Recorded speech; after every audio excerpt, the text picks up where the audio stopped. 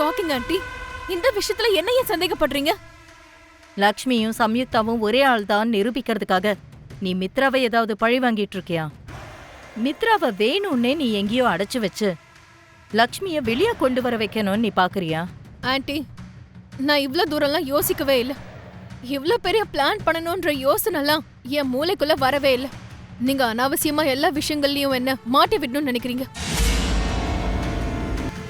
Phone எடுத்து பார்க்கும்போது கடைசியா உங்க கால் தான் இருந்தது. அதனாலதான் உங்களுக்கு போன் பண்ணேன். சார், நீங்க என்ன பேசிட்டு இருக்கீங்க? கிட்னாப்பா?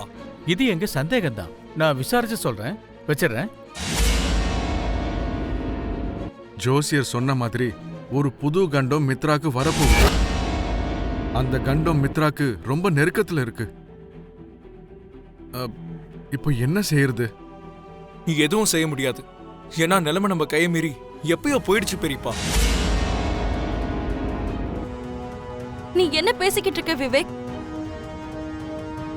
இப்பதான் எஸ்ஐ எனக்கு போன் பண்ணாரு. நீ அண்ணாவை யாரோ கிட்னாப் பண்ணிட்டாங்கன்னு சந்தேகப்படுறாங்க.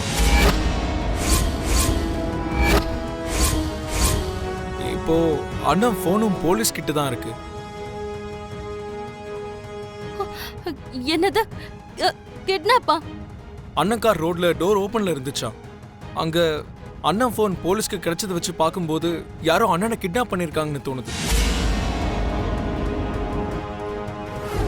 என்னமோ மனிஷா, வர வர உன்னோட யோசனைகள்லாம் வித்தியாசமா இருக்கு.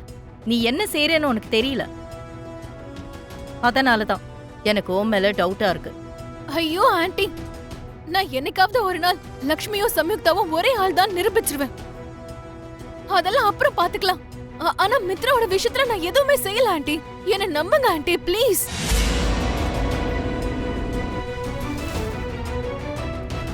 விவேக் மாமா, இந்த விஷயத்தை இப்போதைக்கு அத்தைக்கு தெரியாம நீங்க தான் பாத்துக்கணும். தெரிஞ்சதுன்னா அவங்க ரொம்பவே பதட்டப்படுவாங்க. முதல்ல மித்ராக்கு என்ன ஆச்சுன்னு நம்ம தெரிஞ்சுக்கணும். அவரை எப்படியாவது இந்த கண்டத்துல இருந்து காப்பாத்தணும்.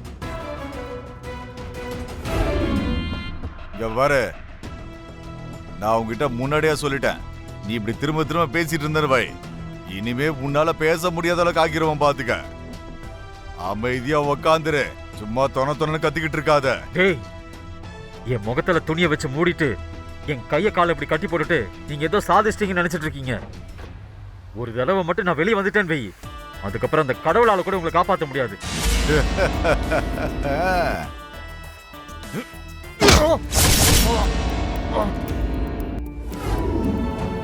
மித்ரா அந்த கண்டத்திலிருந்து வெளியில வந்துருவாங்கிற நம்பிக்கை கூட எனக்கு இப்ப இல்லம்மா. இதோ அணைய போற இந்த தீபம் மாதிரி எங்க நம்பிக்கையும் எங்களை விட்டு கொஞ்சம் கொஞ்சமா போயிட்டு இருக்கு.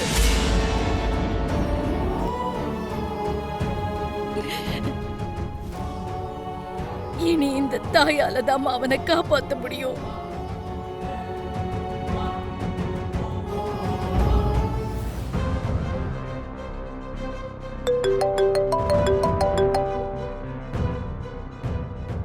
ஹலோ, சொல்லு விவேக்.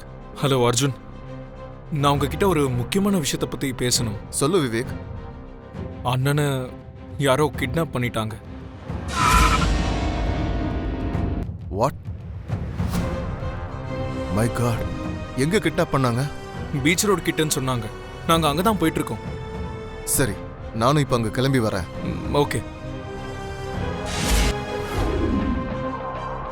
சார், இது எப்படி நடந்துச்சு? கார் எங்க நின்னு டோர் திறந்திருந்தது. அது எங்களுக்கு சந்தேகமா இருந்தது. அவரோட போனும் கீழே கிடந்தது. அதை வச்சுதான் அவரை கிட்னாப் பண்ணிருக்காங்கன்னு தெரிஞ்சுக்கிட்டோம்.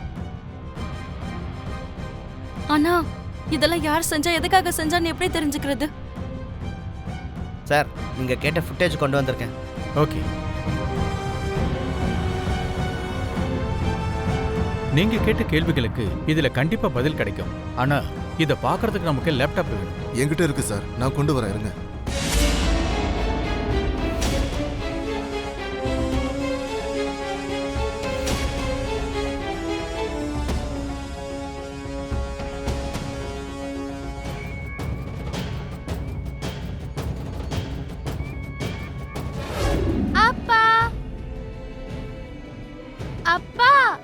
லக்கி,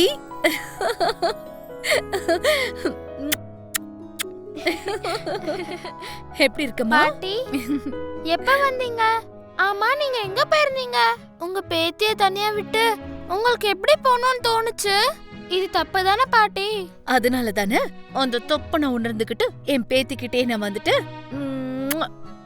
பாட்டி உங்களுக்கு நான் காமிக்கவா? என்னது அது?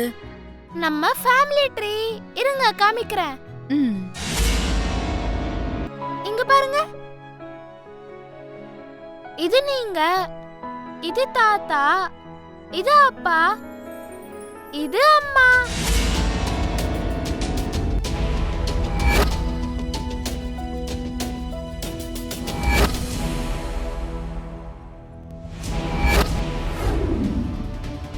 என்னாச்சு பாட்டி? சம்யுக்தா ஆண்டி போட்டோவை ஏன் அப்படி பாக்குறீங்க? உங்க அம்மாவும் பாக்குறதுக்கு சம்யுக்தா ஆண்டி மாதிரி தான் இருப்பா. சம்யுக்தா ஆண்டி மாதிரி இன்னும் எத்தனை பேர் தான் இருப்பாங்க?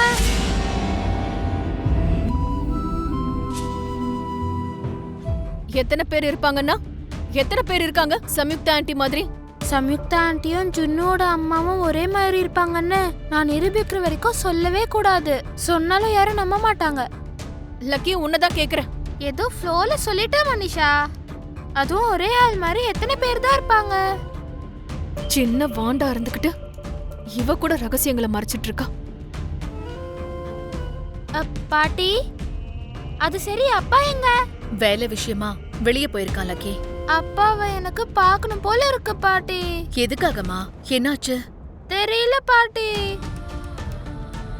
அப்பாவை சடனா மிஸ் பண்ற மாதிரி எனக்கு ஃபீல் ஆகுது. ஹலோ. ஹலோ, வணக்கம் மித்ரா. நான் அர்ஜுன் லக்ஷ்மி. எனக்கு தெரியும் மித்ரா. எனக்கு புரியுது, சொல்லு. லக்கி உங்ககிட்ட பேசணும்னு சொல்லிக்கிட்டு இருக்கா மித்ரா. நீங்க பிஸின்னு தெரியும், பட் உங்க பொண்ணுக்காக உங்க பிஸி டைமை கொஞ்சம் தியாகம் பண்ணுங்க. போனை நான் லக்கி கிட்ட கொடுக்கறேன், சரியா? இந்தா பேசு. ஹலோ அப்பா, எங்க இருக்கீங்க? கொஞ்சம் ஒர்க்ல இருக்கேன் லக்கி. சொல்லு, என்னாச்சு? அதெல்லாம் ஒன்றும் இல்லப்பா. இன்னைக்கு நான் உங்களை ரொம்ப மிஸ் பண்றேன்.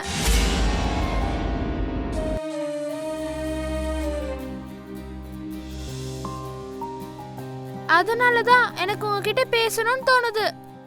சீக்கிரம் நீங்க வீட்டுக்கு வாங்கப்பா. என் தங்க குட்டி ஆர்டர் போட்டதுக்கு அப்புறம் அதை நான் ஃபாலோ பண்ணாம இருப்பேனா? நீ சொன்ன மாதிரியே நான் சீக்கிரமா வந்துடுறேன். Thank you so much daddy. இப்ப நீ ஹாப்பியா? Thank you so much aunty.